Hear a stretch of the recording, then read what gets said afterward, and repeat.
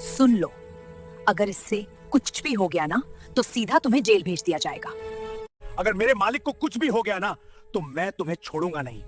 तुम जानते भी हो वो कितना बड़ा करोड़पति है। शहर अभी पूरी तरह जागा नहीं था। सड़कों पर गाड़ियों की आवाज कम थी, लेकिन दीवारों से टकराकर लौटती एम्बुलेंस की पुरानी गूंज अब भी हवा में तैर रही थी। ऊंची इमारतों के बीच सूरज की हल्की रोशनी फंसी हुई थी, जैसे वो भी इस शहर से निकलने का रास्ता ढूंढ रही हो।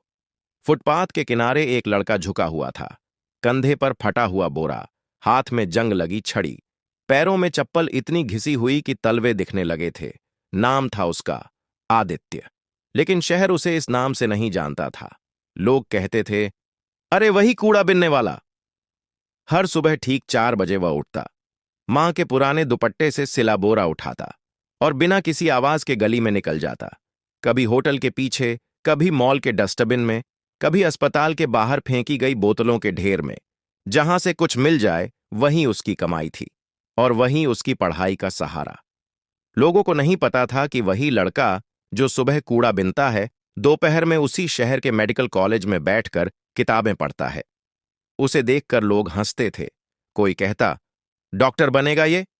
कोई कहता, पहले नहाना सीख ले। आदित्य कभी जवाब नहीं देता, क्योंकि उसे पता था जवाब देने से वक्त जाता है और वक्त उसके पास सबसे कम था। कॉलेज में उसकी हालत अलग नहीं थी। पुराने कपड़े, फटे बैग में किताबें, ऊपर से अखबार चढ़ा हुआ। लेकिन जब वह किताब खोलता था तो उसकी आंखों में कुछ और ही चमक होती थी।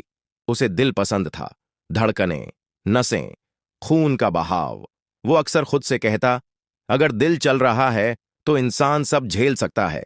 उस दिन भी वही हुआ। क्लास चल रही थी। प्रोफेसर ने अचानक पूछा, अगर मरीज के पास पैसे ना हो तो डॉक्टर का फर्ज क्या है? पूरी क्लास चुप, कोई कुछ नहीं बोला। आदित्य ने धीरे से हाथ उठाया, सर, इलाज। कुछ लड़के हंस पड़े। फिल्मी डायलॉग। लेकिन प्रोफेसर ने कुछ नहीं कहा।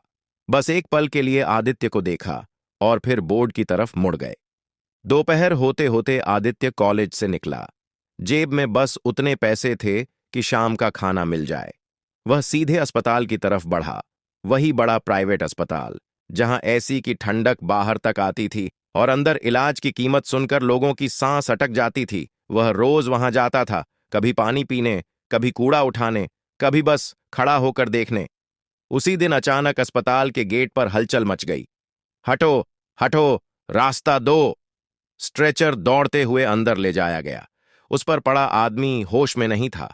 चेहरा पीला, होंठ नीले, सीना तेज तेज उठ रहा था।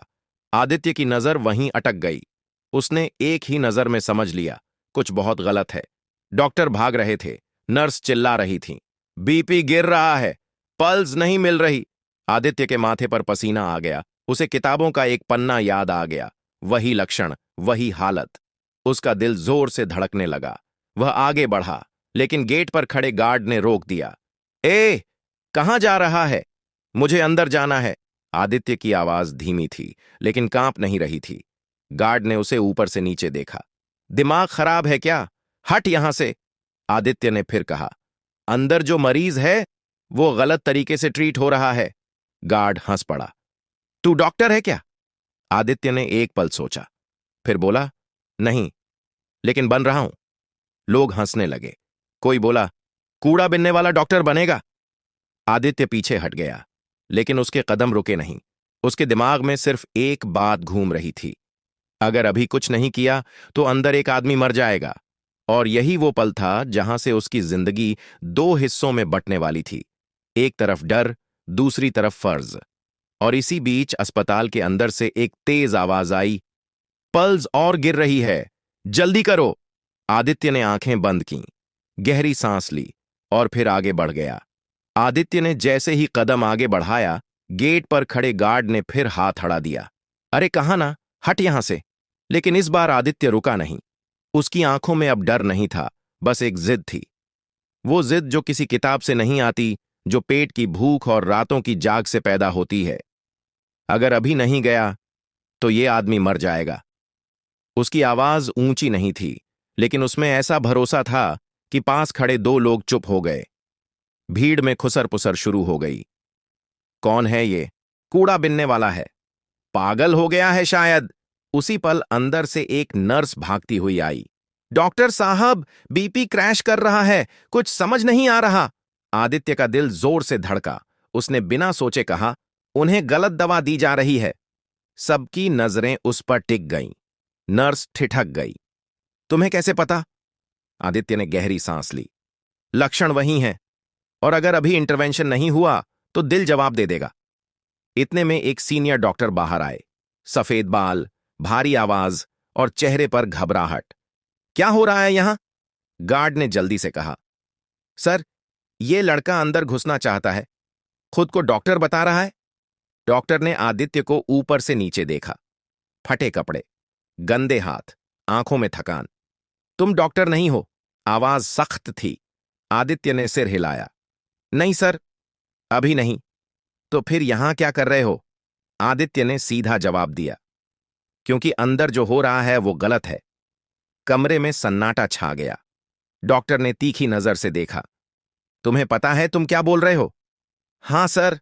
आदित्य की आवाज कांपी नहीं। मरीज को मेजर ब्लॉकेज है, और आप लोग जो कर रहे हैं उससे हार्ट फेल हो सकता है।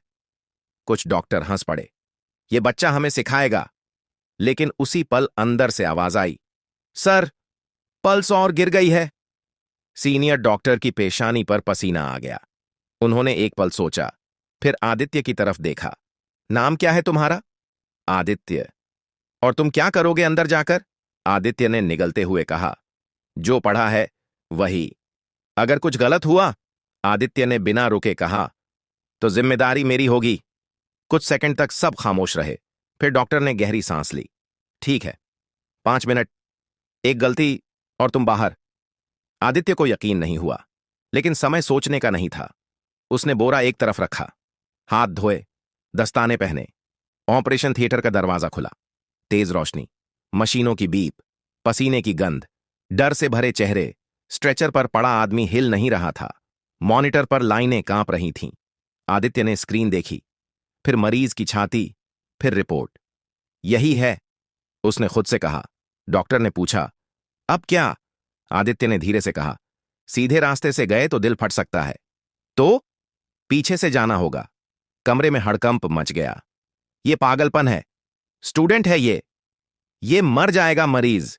आदित्य ने किसी की तरफ नहीं देखा। उसने औजार उठाया। हाथ थोड़ा कांपा, फिर स्थिर हो गया। उस पल उसे कुछ नहीं दिख रहा था, न लोग, न डर, न खुद की हालत, बस एक धड़कन जो धीरे धीरे बुझ रही थी। अगर अब रुके तो खत्म, उसने धीमे से कहा। डॉक्टर ने एक पल के लिए आंखें बंद कीं, फिर बोले, करो। आदित्य ने हल्का दबाव डाला। मॉनिटर पर लाइनें उछल गईं। बीप तेज हुई। एक पल को सबकी सांस थम गई। फिर बीप बीप बीप। लाइन सीधी होने लगी। कमरे में सन्नाटा छा गया। फिर किसी ने कहा, पल्स लौट आई है। आदित्य के हाथ कांपने लगे। उसकी आंखें भर आईं। वो पीछे हटा, दीवार से टेक लगाई। उसने कर दिखाया था, लेकिन उसे नहीं पता था कि अब असली लड़ाई शुरू होने वाली है। क्योंकि ऑपरेशन खत्म होते ही बाहर पुलिस सायरन बजने वाला था, और उसके बाद उसका हर कदम कानून के सामने तौला जाने वाला था। ऑपरेशन थिएटर का दरवाजा जैसे ही खुला, बाहर खड़ी भीड़ की सांसें अटक गईं। कुछ लोग मोबाइल निकाल चुके थे, कुछ खामोशी से देख रहे थे, कुछ बस तमाशे की उम्मीद में खड़े थे। आदित्य सबसे पीछे निकला। न कोई हीरो वाला अंदाज, न चेहरे पर जीत की चमक, बस थकान थी, और आंखों में वो खालीपन जो बड़ा काम करने के बाद आता है। सीनियर डॉक्टर बाहर आए। उन्होंने सिर्फ इतना कहा, मरीज अब खतरे से बाहर है। एक पल को सन्नाटा छा गया। फिर अस्पताल में हलचल मच गई। नर्सें तेजी से भागने लगीं, फोन लगने लगे, अंदर बाहर खबर दौड़ने लगी। लेकिन उसी भीड़ में एक आदमी का चेहरा सख्त था, हॉस्पिटल का मैनेजर। उसने धीमी आवाज में कहा, यह बात बाहर नहीं जानी चाहिए। किसी ने पूछा, कौन सी बात? कि एक स्टूडेंट ने सर्जरी की है। आदित्य पास ही खड़ा था। उसने सब सुन लिया, लेकिन कुछ नहीं बोला। उसके लिए अभी बस एक बात मायने रखती थी, मरीज जिंदा है। वो दीवार के पास बैठ गया। थकान से उसकी पीठ झुक गई, हाथ अभी भी हल्के कांप रहे थे। तभी किसी ने उसके कंधे पर हाथ रखा। एक नर्स थी। तुमने बहुत बड़ा काम किया है, उसकी आवाज धीमी थी। आदित्य हल्का सा मुस्कुराया। काम तो अभी बाकी है दीदी। नर्स कुछ समझ नहीं पाई। उसी वक्त अस्पताल के बाहर सायरन गूंजा। पुलिस की गाड़ी आ चुकी थी। कुछ ही मिनटों में एक इंस्पेक्टर अंदर दाखिल हुआ। चेहरे पर सख्ती, कदम तेज। कौन है आदित्य? कमरा एकदम शांत हो गया। आदित्य खड़ा हुआ। मैं। इंस्पेक्टर ने सीधे कहा, बिना लाइसेंस मेडिकल प्रोसीजर करने के आरोप में तुम्हें हिरासत में लिया जाता है। भीड़ में खुसर-पुसर शुरू हो गई। किसी ने कहा, देखा, अब फंसा। किसी ने कहा, हीरो बनने चला था। आदित्य चुप रहा। उसने कोई बहस नहीं की। उसने बस इतना कहा, अगर मैं नहीं करता तो आदमी मर जाता। इंस्पेक्टर ने नजरें झुका लीं। कानून भावना से नहीं चलता बेटा। हथकड़ी आगे बढ़ी। उसी वक्त भीड़ को चीरती हुई एक औरत अंदर आई। साधारण साड़ी, चेहरे पर डर, आंखों में पानी। आदित्य, वो उसकी मां थी। वो दौड़कर उसके पास आई। बेटा तू ठीक तो है?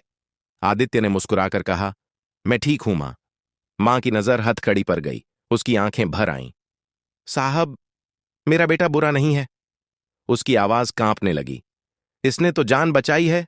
इंस्पेक्टर ने कुछ नहीं कहा, बस सिपाही को इशारा किया। हथकड़ी लग गई। आदित्य को बाहर ले जाया गया। कैमरे चमकने लगे। मोबाइल उठ गए। क्या यही है वो लड़का? कूड़ा बिनने वाला डॉक्टर? कानून तोड़ने वाला हीरो? आदित्य ने किसी की तरफ नहीं देखा। उसकी नजर बस जमीन पर थी। पुलिस गाड़ी चली। शहर अपनी रफ्तार में लौट आया। लेकिन अस्पताल के एक कमरे में एक आदमी बेचैनी से करवट बदल रहा था। विराज मल्होत्रा। आंखें खुलीं तो सामने मशीनें थीं। सीने में हल्का दर्द था, पर धड़कन स्थिर थी। उसने पास खड़े आदमी से पूछा, मैं जिंदा हूं? जी सर। किसने बचाया? कुछ पल की चुप्पी। फिर जवाब आया, एक मेडिकल स्टूडेंट, नाम आदित्य। विराज की भौहें तन गईं। स्टूडेंट? जी, बहुत गरीब है, कूड़ा बिनता है, और अभी पुलिस उसे ले गई है। कमरे में सन्नाटा छा गया। विराज ने आंखें बंद कीं, फिर धीरे से खोलीं। जिसने मेरी जान बचाई, वो जेल में है? उसकी आवाज में गुस्सा नहीं था, लेकिन ठंडक थी, खतरनाक ठंडक। अभी फोन लगाओ। किसे सर? जिसे लगाना पड़े, लेकिन वो लड़का अभी बाहर होना चाहिए। उसी वक्त थाने में आदित्य को बेंच पर बैठा दिया गया। हाथ में अब भी हथकड़ी थी। सामने दीवार, पीछे शोर। उसने आंखें बंद कर लीं। डर नहीं था, बस एक सवाल था, क्या सही करना हमेशा इतना भारी पड़ता है? तभी दरवाजा जोर से खुला। इंस्पेक्टर साहब, एक सिपाही हांफता हुआ अंदर आया। ऊपर से फोन आया है, अभी, इसी वक्त। इंस्पेक्टर ने फोन उठाया। कुछ सेकंड सुना, फिर उसका चेहरा बदल गया। क्या? जी सर। फोन कटते ही उसने आदित्य की तरफ देखा। तुम्हारी जमानत हो गई है। आदित्य ने सिर उठाया। किसने? इंस्पेक्टर ने नाम लिया, विराज मल्होत्रा। आदित्य कुछ नहीं बोला, बस आंखें बंद कर लीं। उसे नहीं पता था कि जिस आदमी की धड़कन उसने बचाई थी, वही अब उसकी जिंदगी की दिशा बदलने वाला था। और यह कहानी अभी खत्म नहीं हुई थी। अभी तो असली फैसला बाकी था। थाने का दरवाजा खुला तो ठंडी हवा का एक झोंका अंदर आया। आदित्य धीरे धीरे बाहर निकला। हथकड़ियां खुल चुकी थीं, लेकिन कलाई पर उनकी ठंडक अब भी महसूस हो रही थी। सामने सड़क पर एक काली गाड़ी खड़ी थी, महंगी, चमकदार, वैसी गाड़ियां जिनके शीशे कभी नीचे नहीं होते। गाड़ी का दरवाजा खुला। एक आदमी बाहर आया। सफेद कुर्ता, हल्की दाढ़ी, चेहरे पर बीमारी की थकान, लेकिन आंखों में वही तेज जो बड़े लोगों में होता है। विराज मल्होत्रा। वो धीरे धीरे आदित्य के पास आया। कुछ पल उसे देखता रहा, फिर बोला, तुम ही हो ना जिसने मेरी धड़कन वापस दी? आदित्य ने सिर झुका लिया। जी सर। विराज ने उसके हाथ देखे, वही हाथ जिन पर थोड़ी देर पहले हथकड़ी थी, वही हाथ जिन्होंने उसकी जान बचाई थी। तुम डर नहीं गए? विराज ने पूछा। आदित्य ने हल्की मुस्कान के साथ कहा, डर तो लगा था, लेकिन अगर उस वक्त पीछे हट जाता तो जिंदगी भर डरता रहता। विराज कुछ पल चुप रहा, फिर बोला, तुम जानते हो, आज अगर मैं चाहता तो यह मामला दबा सकता था और तुम्हें चुपचाप भुला दिया जाता। आदित्य ने सीधा जवाब दिया, मुझे कुछ नहीं चाहिए सर, बस इतना कि मेरी मां फिर कभी बर्तन न मांझे। विराज की आंखों में कुछ बदला। वो आदमी जिसने पूरी जिंदगी सौदे किए थे, आज पहली बार किसी ऐसे इंसान से मिला था जो बिना सौदे के खड़ा था। उसने अपने असिस्टेंट की तरफ देखा। इस लड़के की पूरी पढ़ाई की जिम्मेदारी मेरी। फिर आदित्य की तरफ मुड़ा। और हां, आज से तुम अकेले नहीं हो। अगले ही दिन शहर की सुबह अलग थी। अखबारों की सुर्खियां बदली हुई थीं। कूड़ा बिनने वाला नहीं, डॉक्टर बनने वाला लड़का। गरीबी से निकला जज्बा जिसने मौत को हरा दिया। कानून से बड़ा फर्ज। लोग वहीं थे, सड़कें वहीं थीं, लेकिन नजरिया बदल गया था। मेडिकल कॉलेज में मीटिंग बुलाई गई। डॉक्टर, अधिकारी सब मौजूद थे। किसी ने कहा, नियम तोड़ने पर सजा मिलनी चाहिए। दूसरे ने कहा, लेकिन अगर वो नहीं होता तो आज एक लाश होती। आखिरकार फैसला हुआ। आदित्य पर कोई केस नहीं चलेगा। उसे स्पेशल परमिशन दी जाएगी और उसकी पढ़ाई पूरी कराई जाएगी। ये कोई इनाम नहीं था। ये उस सच्चाई की जीत थी जिसे अक्सर दबा दिया जाता है। कुछ हफ्तों बाद वही आदित्य साफ कपड़ों में, गले में ID कार्ड डाले, अस्पताल के उसी गेट से अंदर गया। इस बार बोरा नहीं था। इस बार लोग रास्ता दे रहे थे। वो वहीं रुका जहां कभी उसे धक्का देकर हटाया गया था। उसने चारों तरफ देखा और मन ही मन बोला, मैं लौट आया हूं, लेकिन बदला लेने नहीं, इलाज करने। शाम को वो अपनी मां के साथ छोटे से कमरे में बैठा था। मां ने उसके सिर पर हाथ फेरा। बेटा, तूने मुझे अमीर नहीं बनाया, पर सिर ऊंचा कर दिया। आदित्य की आंखें नम हो गईं। उसे याद आया वो दिन, वो बोरा, वो भूख, वो डर, वो फैसला। और उसे समझ आ गया, कभी कभी किस्मत दरवाजा नहीं खटखटाती, वो सीधे धक्का देती है। बस फर्क इतना होता है, कोई गिर जाता है और कोई उठकर इतिहास बन जाता है। शहर अपनी रफ्तार में चल पड़ा। लोग आते जाते रहे, लेकिन अब जब भी कोई उस अस्पताल के बाहर से गुजरता तो एक बात जरूर कहता, यहीं कहीं एक लड़का था जो कूड़ा बिनता था और एक दिन उसने दिल बचा लिया था। और शायद यही असली जीत थी।